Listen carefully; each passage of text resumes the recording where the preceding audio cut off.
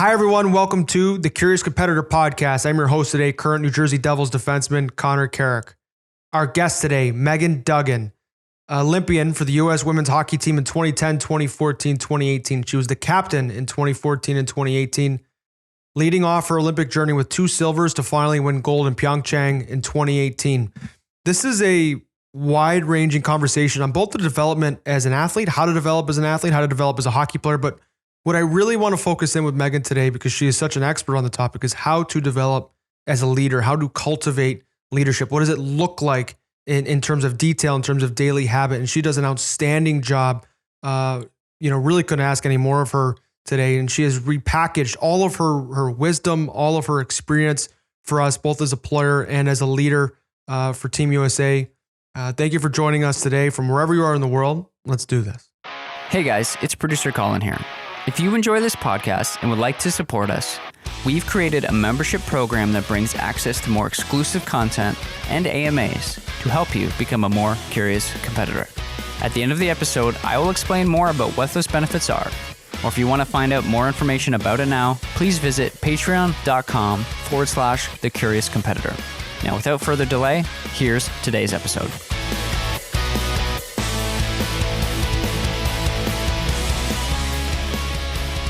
Meghan Duggan, how are you? Welcome to the Curious Competitor podcast. I am thrilled to have you. I think as I try and consider our story arc, it's not hard to come up with something strong with your experience as a 3-time Olympian, captain in 2 of those Olympics, correct? Correct, yep. So I want to discuss a little bit about your path with leadership, and then I promise I do want to also cover October 13th, 2020, you announced retirement from the sport of hockey. And I don't want to pronounce you dead. I want to hear what you're dreaming up next and how you want to help the next generation. And I'm sure we'll cover, where the men's game is at, how we can, help the women's game. And I know you've been active in trying to grow that as well. So let's start with, I guess, your origin story as a young girl starting to play hockey. How do you eventually go on to become, the 3-time Olympian, 2-time Olympic captain that you were and are? Well, first of all, thanks for having me. This is awesome. Really glad we could make this work and have a wonderful chat. So been looking forward to it. Thanks for having me on. It's an honor to be a guest. For me, my journey, similar to a lot of the women on my team, started playing boys hockey at a young age. I grew up in a town north of Boston, Danvers, Massachusetts, that really just had a great youth hockey organization. A lot of support, a lot of families, were just rallied around it and, were involved in hockey. So my family was no different. I had an older brother that played, and I think my parents kind of signed us up initially when we were young kids. I was 3, my brother was 5, as a 2-for-1 deal kind of thing. So jumped on the ice and, started off pushing milk crates across the ice and just fell in love with it quickly. Graduated to that stick and puck and light instructional hockey and went up kind of through there in my youth program. Played on a couple of different boys club teams along the way, but hadn't really been introduced to women's hockey or girls hockey at all. It didn't exist. I was always the only girl that I saw playing, and I never knew of elite women. I grew up wanting to be Ray Bork and thought I would go on and play in the NHL, and as we all did, right? And kudos to my parents and my family and friends for just supporting that dream and that vision that I had. And it wasn't until I saw the 1998 team in women's ice hockey. It was the first time that women's ice hockey was included in the Olympic Games. And they went over to Nagano, Japan and won a gold medal. Had the opportunity to meet one of those women shortly after. And that was just like such a transformative experience for me. I put her medal on, I put her Team USA jersey on. It was the first time, like I said, I had seen an elite female hockey player, or that I knew it existed. So kind of built my life around that goal shortly after that. I was, 10, 11 years old, and kind of just every decision I made pretty much for the next 20 years until our team in 2018 won the gold medal was for that goal.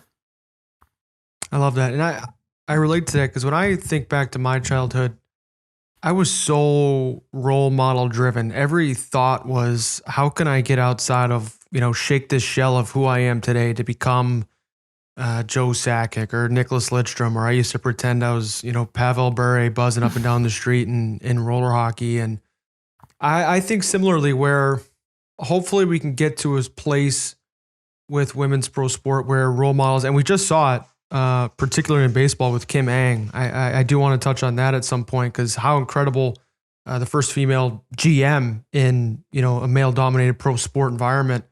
I would, to be a fly on the wall of one of her meetings and just to learn from her would be spectacular. But when you say, what does that look like? Because I did similar. You used the phrase built your life around your dream and the sport of hockey. What does that look like from age? Let's say, what age did you really start to take it seriously? Shortly after when you put the jersey on? Shortly after that, I would say, my decision for high school, and where I was going to go. I ended up going to a prep school at Cushing Academy and that New England prep school grouping. And, when I say build my life around it, you know exactly what I mean. I mean, it's that singular focus. I made that goal and I had that dream. I want to captain Team USA to a gold medal when I was 11 years old. So what does that look like? Went to Cushing Academy to play elite girls hockey, to hopefully be recruited to then go on, which I had the opportunity to do and play for Mark Johnson out at the University of Wisconsin and, win 3 national championships alongside some of the best teammates and coaching staff and support staff and university in the world. And then, obviously through that, got my foot in the door with the national team. But I think through all of that, just kept my head down, worked hard, made the sacrifices, committed, both on the ice and off the ice, from a mental standpoint, from a physical standpoint, transformed my nutrition and the way I thought about food and all of that. So, yeah, as you know, it's a huge package that leads you in that direction. And so learning about all the different aspects of my life that I can improve on, that could help lead me closer to that goal is pretty much what I did and how I transformed. Yeah, I always love on the show to try and show exactly the detail of what commitment looks like, either, on behalf of the guest or sometimes myself. And, when I think back, like I remember all the way up until, I have an example. So I was in 8th grade and I was in this math class and we were asked to do introductions. And I stood up and I was this cocky 8th grader. I thought I was a pretty good player at the time. And at least I showed it outwardly. Inside I was, dying to get better and knew I wasn't good enough, but on the outside anyway. And I was like, yeah, I stood up. I'm Connor Carrick. Hi, everyone. I have 2 younger brothers, and I'm going to play for the U.S. National Team Development Program, and I'm going to go to Michigan someday. And I sat down, and that was like my introduction. Do you have any stories, either notes you made at home, promises or commitments that you've made to yourself that would, if you dug up now, would make you really proud of yourself through those developmental years? Were there any particular stories that you have? Similar to that, I guess one, shortly after I met the woman Gretchen that played on the 98 team, again, I was, 10, 11 years old. And I think verbally, I became that kid that was running around this small town telling every single person, this was my goal. I'm Meghan Duggan. I'm going to go to the Olympics. I'm going to captain Team USA to a gold medal, right? And, everyone, whether it was teachers, whether it was, the postal worker or coaches and this and that. And I joke now with my parents. Everyone probably thought, oh my gosh, Bob and Mary Duggan's daughter is nuts. This little kid, she's got these big goals and dreams and she'll never do it. But so definitely, I started to do that. I do remember, and I have since dug these up, but in elementary school or grade school, you write these stories, right? I can't remember what grade it is, but when you're practicing your writing and you're learning about being creative and this and that, and you have to come up with these stories. And I have multiple stories. Why my teacher let me never change theme, I don't know, but multiple stories of just, this is Meghan, captain of Team USA, or this is Meghan, playing in the gold medal game. And each story was the exact same story. It was me making Team USA, going on to play in the Olympics, but it all fell under, I guess, a different writing assignment for the teacher. So I have these little colorful booklets with my, 10, 11-year-old handwriting, all stored at my parents' house somewhere, which was pretty cool to find once I did become an Olympian and then did go on to win a gold medal. It's pretty special to look back on that. I want to touch on further about how, as an athlete, you played other sports at Cushing and what role that played in your hockey development. And then after that, we can bookmark. I want to get to eventually why it was so important for you to be, and I'm just giving you this now so you can start to chew on it. Why captain of Team USA? Like, it wasn't enough just to make it. But let's start first with the concept of playing other sports and maybe how that helped you as a well-rounded athlete. Because nowadays, you and I would say we dedicated our life to hockey and we were committed to hockey. Similarly, I played baseball. I played 100 games a year for this Illinois Sparks team. We had multiple, Division I players and things like that go on to, real careers.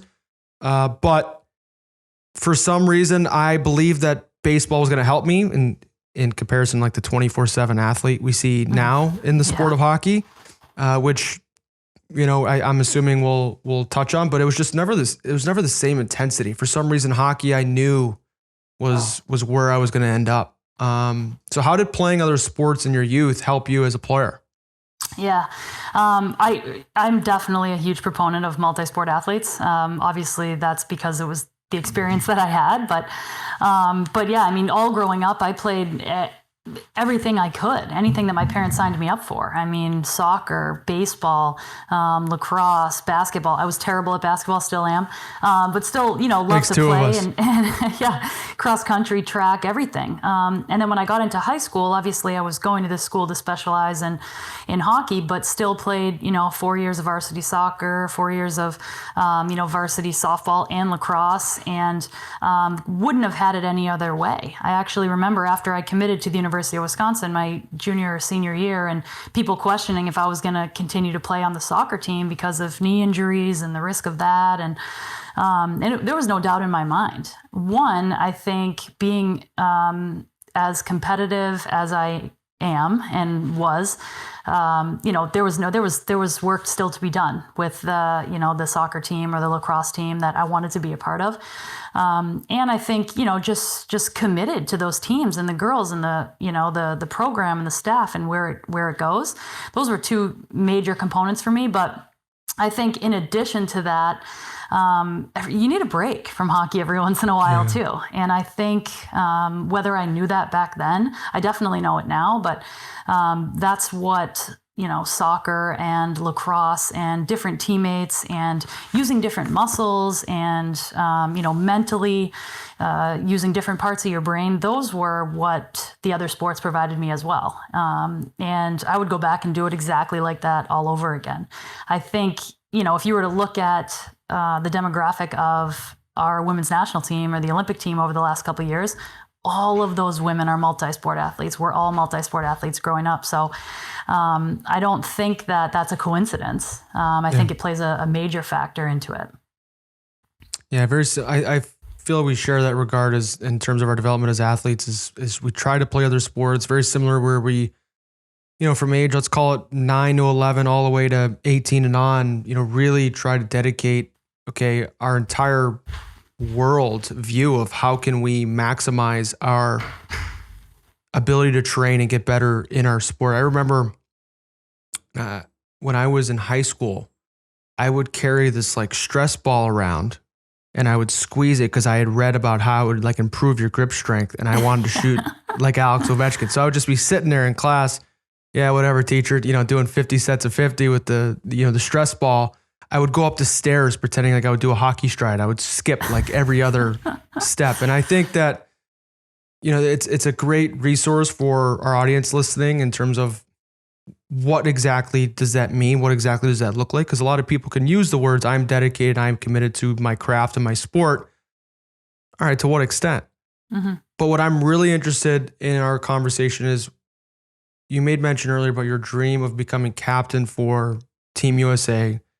And I'm very interested in your leadership journey. Why were you so drawn to lead at such a young age, and how you have some natural leadership qualities just in the way you talk and present yourself, and such a strong, bright energy, even as we're cross country. Well, I guess we're not cross country. You're in Connecticut. I'm in Jersey, but as we're, through the screen. But how did you know that you were frankly fit for service, and how did you go about handling that responsibility from a young age? I love the phrase that what you just said in leadership journey, because I think in reflecting upon my playing career, that's exactly what mine has been, a leadership journey. And I've been doing a lot of reflecting as of lately, obviously looking back on a lot of different experiences I've had. But my leadership journey is one that I hold nearest and dearest to my heart. And that is very important to me. And I think from a young age, I was kind of thrusted into leadership roles on youth sports teams or, high school teams, probably initially because of, my personality. I've always been outgoing, come from a big extended family. So you got to learn to speak up and things like that. And then being put into those positions, I obviously wanted to excel. I wanted to educate myself on how to be the best that I could be for my team. So I've had a lot of ups and downs in that journey. I think I have learned from a lot of great mentors. I've learned from, mentors that, or not mentors, but leaders that I've had that I thought didn't do as great of a job or do, what our team needed at the time. And so I've kind of just compiled all of that, I guess, and tried to mold it into who I want to be and how I want to lead a team. But I've had challenges along the way. My leadership's been tested a million times, as all leaders do. I've found that, being honest, being open, creating a culture where people can share and talk and try to understand each other is probably best practices.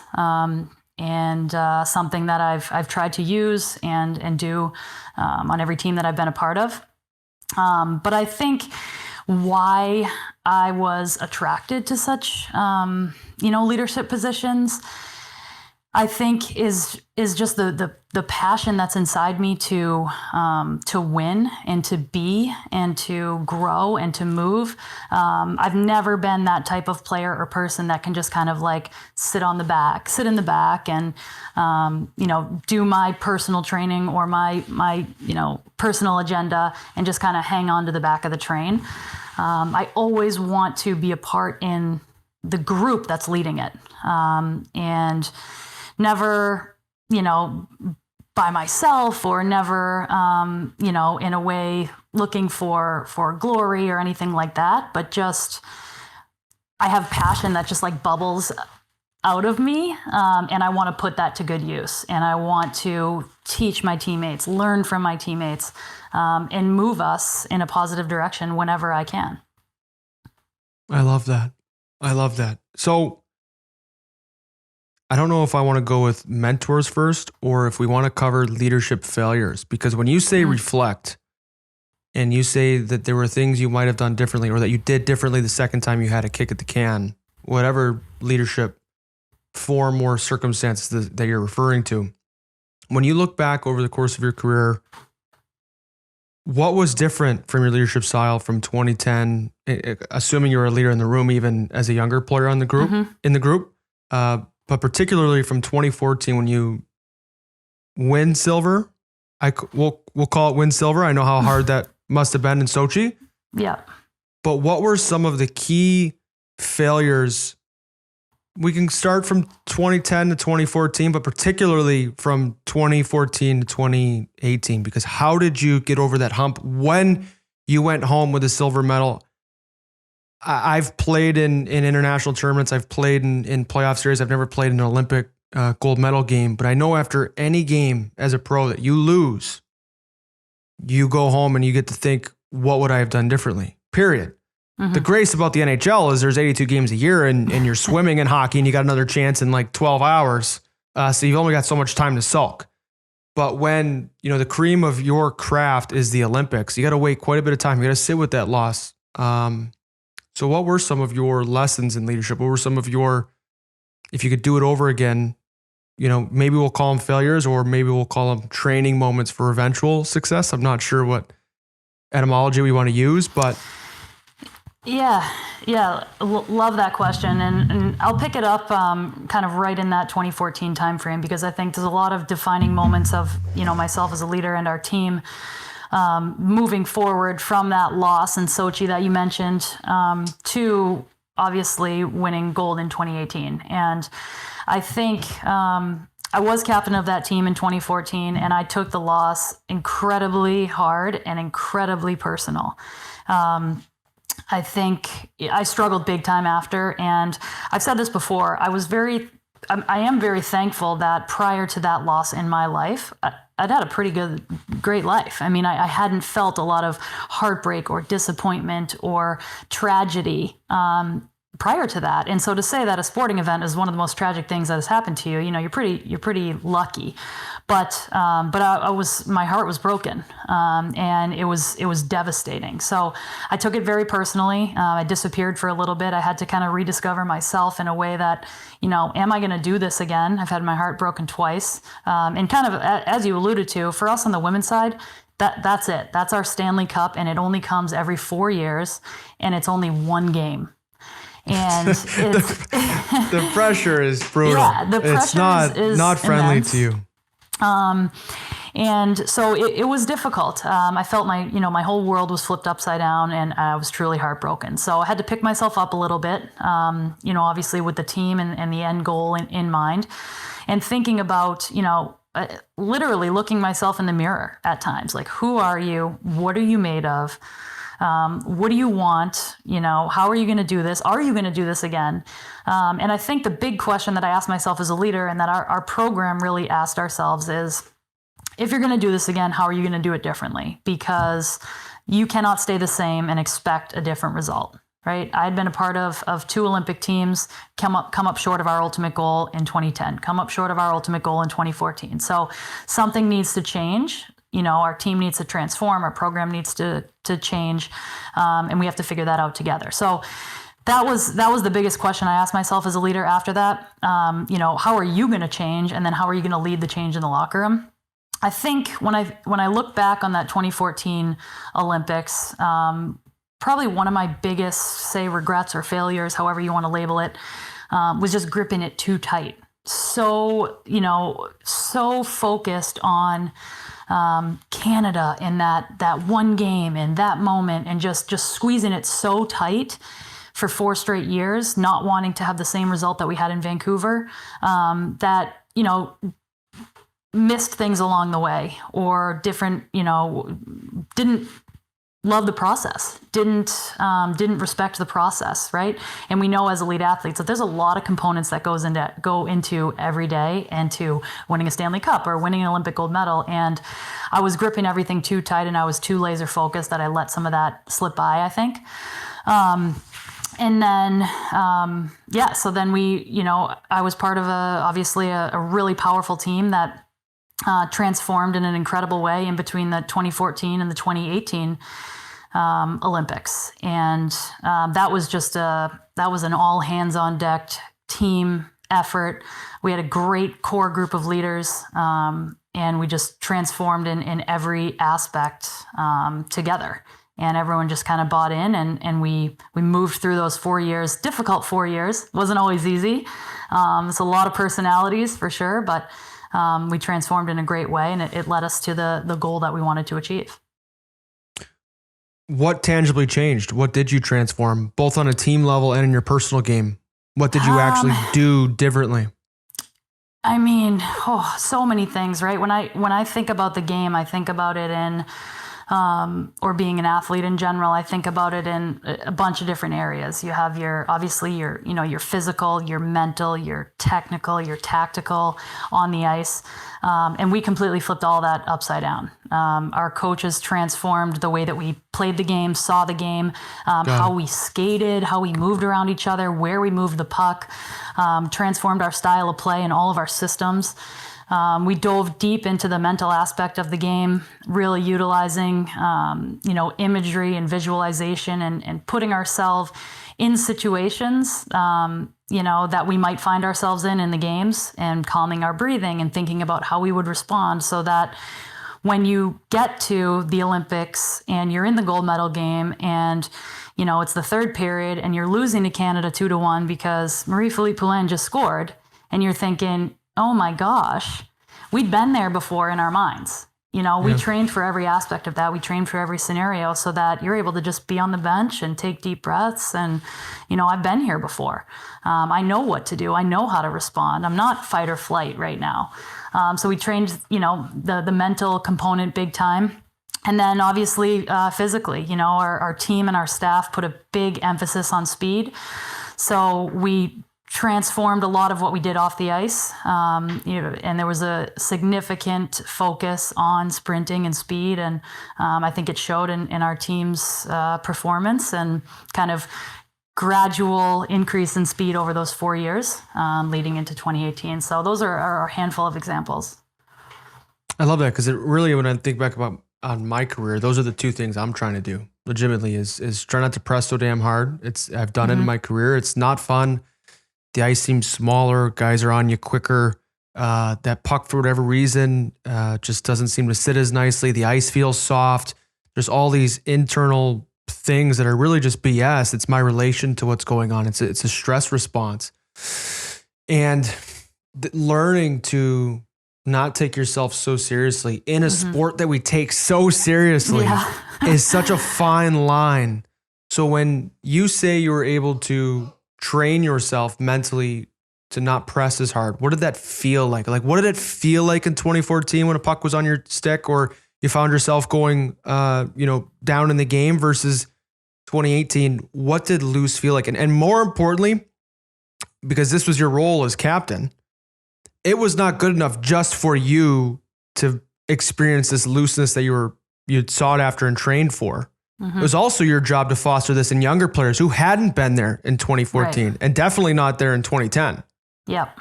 Yeah.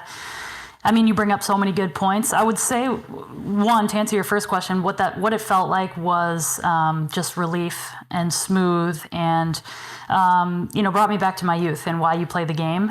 And that was a lot of what I had to work on mentally, why I was doing this, and kind of go back to, loving it and not being scared to make a mistake. And again, not gripping everything so tight. And, we use the metaphor in hockey, gripping your stick too tight, but it's such a great metaphor, but I was gripping everything too tight. I was just wanting it too much, as you said. And then I think I alluded to this earlier, right? Transforming the way that we saw the game, trained, prepared mentally, physically.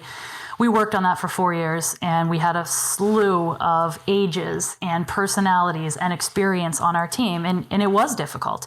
I think we worked on it up until the moment we won the gold medal game. We were working on it in the game, getting everyone to buy in and, to make those changes in order to kind of be moving the team in the direction that we wanted and that we saw or thought would help us achieve our goal. So it was difficult. It required, constant self-evaluation, constant team evaluation, constant check-in and reminders and accountability by all of us. And, a lot of cat fights along the way, a lot of, difficult roadblocks and figuring things out and communication. But I think we were all happy with the end result, obviously. And one thing I remember in kind of alluding to, that looseness and what that felt like is as a captain shortly after the games, and even now I get asked all the time,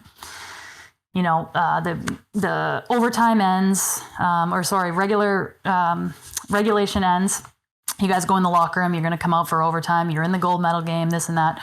What was the locker room like? What was that final speech like, any given Sunday style? And my best answer was the most wonderful thing about that moment was the locker room was just business as usual. No one was, another game. We were confident in our preparation. We had mentally put ourselves in any situation imaginable.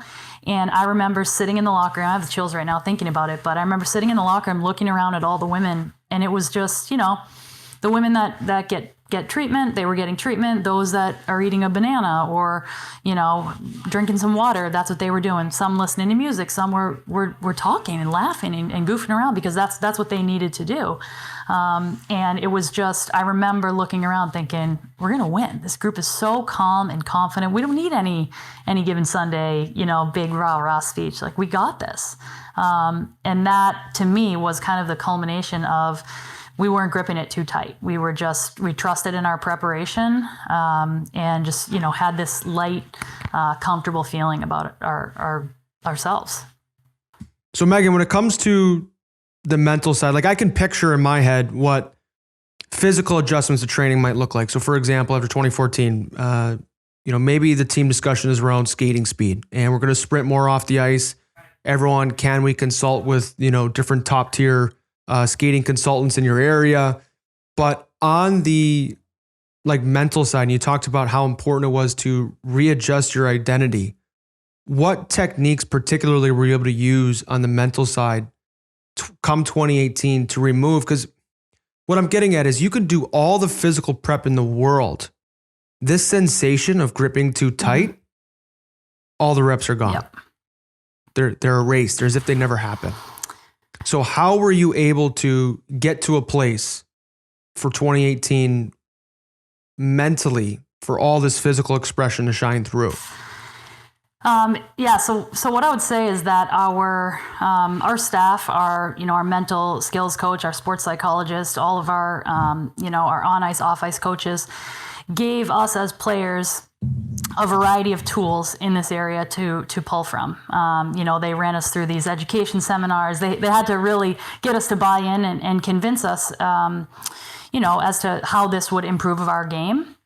And so they gave us all the tools, and then it was up to each individual to kind of pull from that toolbox what would be best for them or where their level of comfort was in their mental training. And one of the team training camps that we had early on, and they were really trying to get us to understand these concepts of, when you're visualizing or when you're creating these images, and training your body in these ways, you have to activate all your senses. You have to activate, your taste, your touch, your smell, what you're hearing, in addition to what you're seeing, right? You hear imagery and you think, I'm just going to create these pictures in my brain. But really what they wanted us to do was put ourselves in a difficult situation, put ourselves in a high stakes, high pressure situation, and visualize and imagine how our whole body would feel, all of our senses. So we did this one activity where we all sat in a room blindfolded, and one of our coaches came in and he popped popcorn in the room. And he was talking to us as it was popping, and he put some in our hands and we were able to feel it and taste it. And so he said, all right, take your blindfolds off. And we talked through the exercise. He said, so how did you all know it was popcorn? Pretty easy, obviously. We could hear it popping, right? We could smell it. We tasted it. We felt it in our hands. And he proved to us the importance of activating all your senses to, make decisions or to act on something.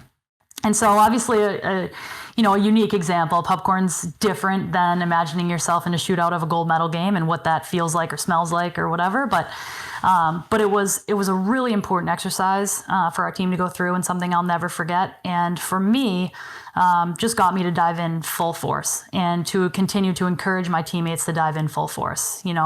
We talked a lot about if putting ourselves in the position of being in overtime in the gold medal game in Pyeongchang, what does it feel like in there? What does it sound like? What are the smells? How does my stick feel in my hands? Can I see the goaltender? Where are the holes? So envisioning those types of things, and if that was going to improve our team, individually or collectively by 1%, then I was all in. And that's kind of how we continue to see it and continue to work at it. Anything we could do, like I said, to make those changes, to not be the same as we were in 2014, we were going to do. Is it something that you would schedule?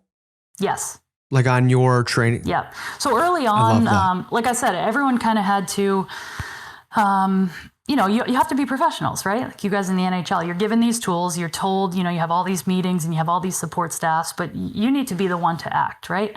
And so in the beginning, we had to be, taught, and we had to be educated and introduced to all these new concepts, whether it was on the ice or off the ice or mentally and physically. And then it's on each individual to, be accountable and make sure that you're continually working on these things. So I would schedule it in my day personally, because I'm I'm just like that type A personality. Yeah, you don't say. I'm shocked. We did team sessions and things like that as well. But we, I would definitely schedule it. Like, hey, I want to sit down and think about, these different scenarios and go through them, sitting in my living room for an hour. Yeah, that's something I've been trying to do, because I know tomorrow at 8:30 a.m. I'm training. We're on the ice at 10:30, and I'm host of the Curious Competitor podcast. I'm out here championing, mental health and visualization. And it's a point of, what we care about, I feel, as athletes is scheduled, and it's done on purpose. You can't leave your mental resiliency, strength, visualization to chance. Mm-hmm. And where I started to first, I guess, realize how important and how vivid, like there was a period, I did it intensely as a kid, all the time as a kid. I'd be in line and I'd pretend like, even as I was driving a mom's car, like light poles would be players off, boom, outlet pass, boom, kick out at the blue line. I'd be like timing these things. Also couldn't figure out why mom wasn't just cutting everybody off. And now as I get older and drive, I recognize why. But I remember I was on a flight going to, I think it was Lake Placid for a World Junior Evaluation Camp. And for whatever reason, obviously hockey was on my mind. I was kind of dozing off during the flight and I was thinking about hockey. And as I was in that twilight zone, I took a shot and I smacked the guy next to me in the chest. I was like this full body shot. It really happened. And that's where, I started to really consider wow, the physical stimulation, the proprioception I can experience in my hands and feet and actually seeing through my eyes, it really can be game-like without the risk of injury. Yeah. Everything has a risk of injury except for this. So I really encourage any youth athletes listening or even, junior and young pros, if your mental practice is not scheduled, I question if we're doing it. And I'm thank you for bringing that up, because I really thought that was something that for sure you would have dialed in. How far would you go? Would you wear your gloves and stuff in the living room just to get the smell going? I crazy things. Yeah, things like that. Definitely. Doing it in different spaces in the locker room. While you have your skates on your feet, maybe when you finish a training session. But, to your point, if it's not scheduled, maybe you wouldn't do it. Something that I always said to myself was in that sense with the mental training, in terms of, accountability or things like that, who can really see and check in on if you were doing it or not. Easy to do, but easy not to do. And it was one of those things that I always said to myself, if I was tired after training, I didn't feel like doing it. It's it's easy not to do right now, but it's also easy to do. I'm just sitting on my couch. Rather than flipping on Netflix and watching a 30-minute episode, why don't I just flip on the thing in my life I'm most passionate about in my brain and go through it a little bit. So it was always kind of one of those things. And again, like you said, to the young listeners out there, I think it's easy not to do. It's easy to just write it off or not buy in, but I think it's going to improve your game big time. Well, it comes down to that alignment too, right? I really appreciate you sharing all these moments in your career where you sought and created alignment for, okay, well, what is my highest goal? What would I actually need to do to evolve as a leader? What would I need to do to tactically improve my skating? What is my relationship with training? How dogmatic am I? Am I willing to train differently for a different result? Or am I going to sit here on my laurels of success and just say, you know what, I'm just going to do the same thing again. I'm just going to keep trying. It's one game. Maybe it was luck, right? And I love that innovation, that ingenuity, and that concept of planning your career, planning the result ahead of time. Sometimes, in the NHL, just because we're playing so much, there's a little bit less of that. There's a little bit less of this ability to make yourself a project. It's a little bit more of particularly in the summers, get home, get healthy, and then by the time you're healthy again, you're off to training camp. But I really do enjoy the nature of this long format of, okay, I'm going to build this whole process. I'm going to build these habits, and then these habits will eventually build me. Yeah. Yeah. I mean, for me, I think it's the people in my life that I respect and look up to the most, or idolize, or want to be, or feel I can learn from, are the people that are constantly working on themselves, constantly trying to grow and evolve, never satisfied, and not in a way, I say that, and I know you understand me, and not in a way that's like, they're trying to claw on top of people to keep climbing to the top, but in a way that it's more internal, that they always want to, better themselves and grow and question themselves and challenge themselves. And try to become better for, their team or their family, or, I said this, I always come back to this because I actually said it in my vows to my wife. One of the things I love about her is how she's so passionate about like constantly expanding her own intelligence. And, she's a pretty smart woman, she was Ivy League undergrad and Ivy League MBA. But she always wants to learn something, whether it's about like, God knows what, something that's going on like in the community or in the world or in nutrition. She's just like always reading articles and learning things. And I love surrounding myself with people like that, whether it's in sport or, in my personal and professional life or whatever. I think people that aren't afraid to challenge themselves and where they're at, and say like, I need to get better here. Those are the people I want to be around. I love that. And I think that I want to come back to 2014, some of the mirror looking exercises, because you asked yourself the question. It's a big question. It's easy to answer, and it's easy to avoid entirely, is who are you? Like, what are you made of? What words came up at that time? Like, what about your identity allowed you to shift towards 2018? What about you? I'll leave it there. What came up when you said, who are you? I think the biggest thing that I took away from, and I physically like stood in front of the mirror many times, like whether I was like crying or angry. It was a very, you don't have to smile. I've done it too. It was a very helpful exercise for me. I'll tip my hand too. Yeah. But I think the biggest thing was like, for me, it was, you're stronger than this. And I go back to, the heartbreak that I felt. Like I was definitely heartbroken. But I was strong enough, and I was stronger than how I was acting.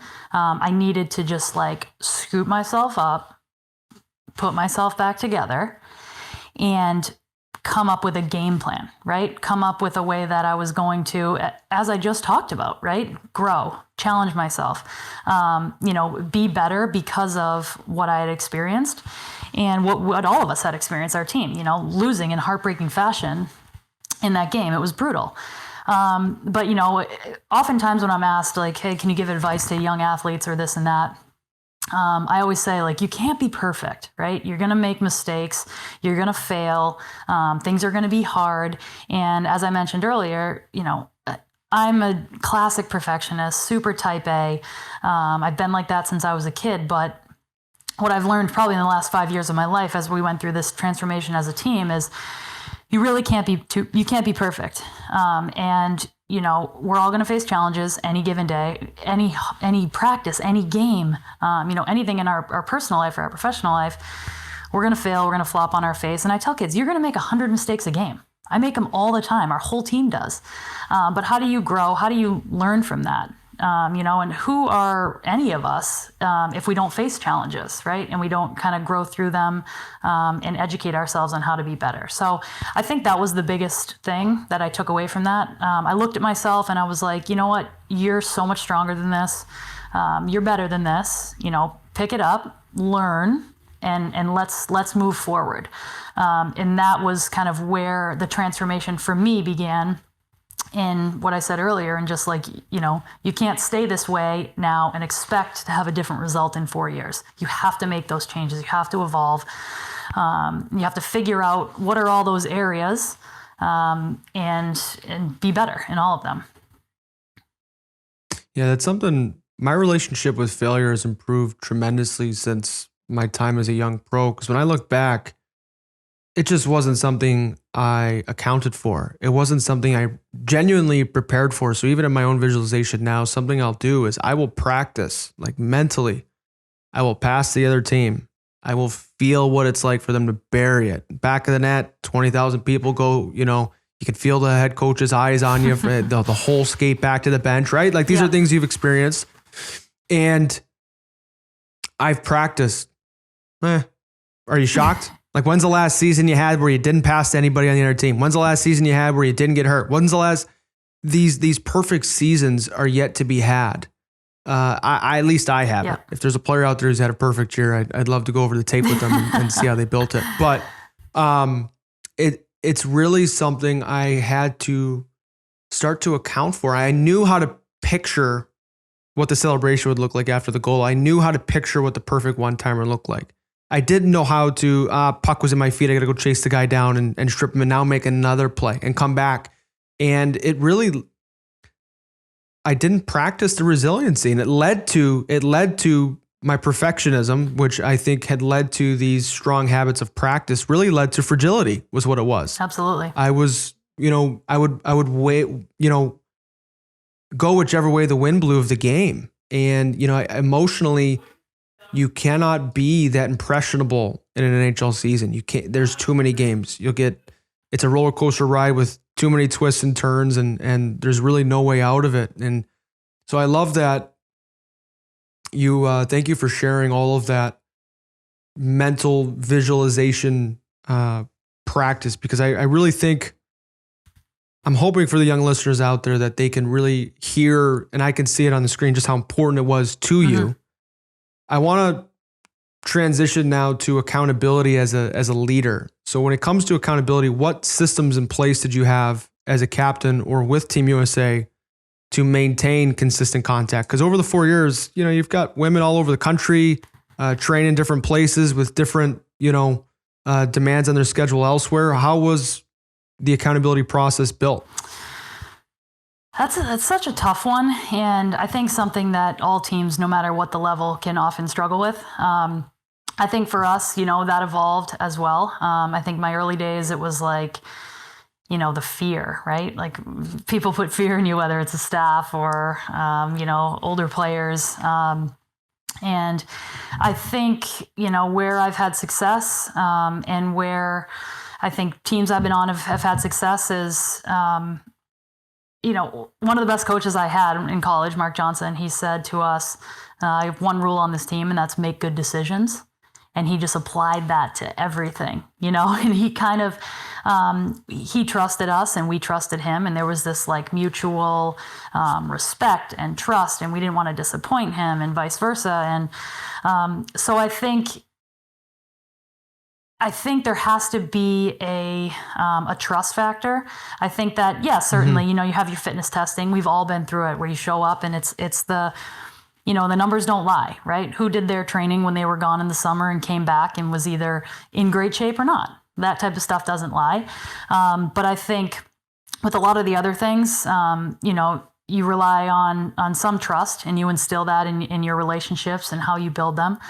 And then you rely on, conversation, communication, touch points, check-ins, how's this going? I think that's a big thing as well, because sometimes people want to be doing the right things, but they don't know what that is, or they're struggling in this other aspect of their life that is completely taking over, their ability to focus and perform at the level that they want to. So I think the trust component is huge. I think the constant communication component is equally as important. I love it. And Meghan, I just want to be sensitive with the time today, because you've been, so generous in joining us. But I do want to ask, and I guess why not end here? The high of your career, 2018. Help myself and the listener. What did that feel like? What was the room? What did that feel like? It's just like euphoric joy. Like I've never, aside from the birth of my son, probably felt like in a single moment so much just like joy. I think our team being able to celebrate on the ice with each other in that moment of just, it's a culmination of years, and hugging each other and having our families on the ice and just laughing and smiling in the moment we'd all envisioned, right? That we'd visualized and what we wanted it to look like and how we wanted to get there. I wish I could go back and just like bottle up that feeling, because it was so special and something that obviously all of us will never forget. And the biggest thing was that we did it together, and the role or piece of the puzzle that every single person, on your team, everyone's different, right? And everyone plays a different role, but how that all fits in and leads you to the success that you have or want to have is so important. And I think I hugged every single woman on the team like 15 times on the ice. Like we just kept like going around in the, in the packs, and you're hugging and celebrating. Pure euphoric joy. And a moment in my life that I'll never forget. I hope to experience that someday on the team level. Yeah. I've been a part of some big moments, but nothing quite. There's only one ultimate goal. And for you, it's a gold medal. For us, it's a Stanley Cup, and there's no other way to cut it. In terms of October 13th, 2020, and I lied, I promised the last question. You announced retirement. What is next for Meghan Duggan? Because I do want to honor that your life is not over. You're a young mom, and you've got so much, ambition, I'm sure, that hasn't gone anywhere since you left the game. So what are you going to do with it? Yeah, for sure. It's definitely the hot question in my life right now, which is great. And I love thinking about what's next. And I think that's the exciting part. I think, first of all, some of the best advice that I got the day I retired from, lifelong role models in Cami Granato and on the U.S. side and Cassie Campbell on the women's side, or on the Canadian side, was, you don't have to jump into anything right away. Take a minute to figure out like what you want to do. And I think that's great advice, because I have in my heart and in my mind, there's so much I want to give and so much I want to do. And thinking about exactly what that looks like is the exciting part right now. Definitely want to continue to have an impact in hockey and whatever that looks like. I think hockey has given me so much and has changed who I am and created who I am, really. Challenged my personality and my beliefs, and really, I've grown up through the sport, as so many of us have. So want to continue to have an impact in hockey, whether that's at the youth level, the professional level, on the women's side, on the men's side. Definitely going to be exploring those avenues. I think a big part of who I am and what I want to do is in kind of the advocacy space, and making sure that I'm, speaking out for and standing up for all marginalized groups, and really being a part of things that advance social justice and civil rights, in our country. I think that's really important to me, and something that I'm definitely going to continue to learn about and speak out about. And then you named it, like being a mom. It's talk about like one of the most underrated, difficult, emotional, all hands on deck jobs I've ever seen or ever been a part of. It's the best. And I think learning a little bit about that space as well, and finding different ways that our society can support working moms more. Or all moms, because being a stay-at-home mom is incredibly difficult as well. Just loving on my son George and watching him develop, and all the excitement and challenges that come with that as well are really important to me. So lots of things, obviously up in the air. My palms are starting to sweat now that you start to bring it up, because Lexi and I are going down that road, and I'm thinking the same thing. I'm like, I have no shortage of interests. I'm obsessive about so many things and very easily sold and excitable. And I'm like, and the number one thing that I'm going to love is probably not even here. Like, this baby is coming, and we're going to make I'm sure I'll have room. Yeah. Make more room it in our changes life, your in our life in hearts. a way that you can't even begin to understand until it happens. So I'm really happy for you guys. Everyone says awesome. that, and I'm trying to decode what that means. Yeah, I don't even remember what my life was like before, to be honest. But it's really special. So all the best to you guys in that chapter. Awesome, thank you. Yeah, if we have any questions, I will consider you a friend and not give you the option, and feel free to call you. So I'm hoping you pick up. So Meghan, thanks for everything. This was outstanding. Genuinely, I'm not sure it came across, but for all the agony from 2010 to 2018, I hope you are extremely proud of yourself. Regardless if you had won or not, you had an outstanding career, but to finally exhale and win, I hope this conversation helped you revisit that a little bit. And thank you so much for repackaging everything you've been through and gifting it really to myself and our audience. It's a lot of fun. Thank you. Thanks for having me. Where, real quick, before I let you go, where can people find you if, because they'll love this podcast, and if they want to find you further, how can they? You can find me at mduggan10 on Instagram and Twitter. Okay, awesome. All right. Thank you so much, Perfect. Meghan. Thanks. Of course. First off, I want to say thank you to all of our listeners who are still with us, and thank you to Meghan for being so generous with her time and her story. There were 3 topics I want to carve out and really focus on today. Number 1, Meghan talked about it when discussing the mental element of hockey, the mental element of going to an Olympic Games. We schedule what is important to us. If it is not scheduled, chance is your only hope that it gets done. So Meghan, when I asked her about whether or not she would schedule her mental training the same way she would her physical, the answer, I was not surprised, was yes, that it was in her calendar, something that she would purposefully put in there. And I thought it was interesting, the distinction too, sidebar, on how, because it was something that was easy to not do, it was also easy to do. And it was this coming back to alignment. How do I want to be as a leader? How do I want to be as a player?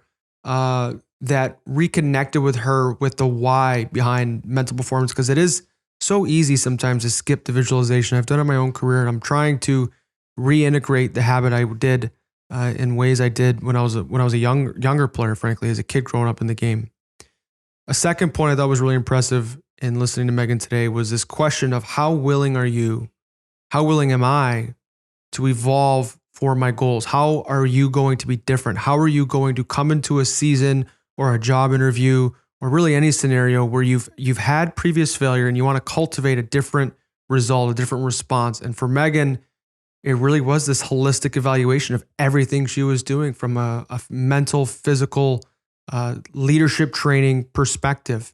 And I really appreciate her teasing out some of the details of what exactly that looked like in her training week in, week out, and how these daily habits cultivated and eventually morphed into this 4-year plan from 2014 to 2018 to achieve a different result. The final point I want to bring up is this concept that I've been chewing on and is how great leadership requires great self-reflection. And Meghan asked this all-powerful question. I urge our listener today to chew on this yourself. Who are you? Who are you, and who do you want to be? And are we acting in our own best interest based on our first answer there? It's something that I think will weigh heavy, definitely on my heart and on my mind the rest of the night, or at least until next week when we're able to release a new podcast. But it's really a question that I think takes great effort and great time to really chew on. And so I hope that I leave you with that until next week. Thank you for joining me on my journey to become a more curious competitor. And from wherever you are in the world, again, I do want to finish with, please continue to like, subscribe, share with friends and family. Really helps us grow the reach of this podcast week in, week out. I look forward to seeing you again next week. Thank you. Hey guys, it's producer Colin. I hope you enjoyed the show. I want to let you guys know about a new way you can support the Curious Competitor podcast. We are super proud to have launched a Patreon with access to additional content, exclusive AMAs, and loyalty merchandise. If you could spare the cost of a latte a month, it would go a long way in supporting the expenses involved with the podcast, as well as supporting the people that make it happen. If you do not currently have the means to do so, please don't feel the need to donate. We will be providing this podcast continuously, and hope you can find value in these conversations. If you're interested in supporting, visit patreon.com/thecuriouscompetitor or check out the link in the show notes. Any support of the podcast is greatly appreciated. And as always, we look forward to seeing you next week.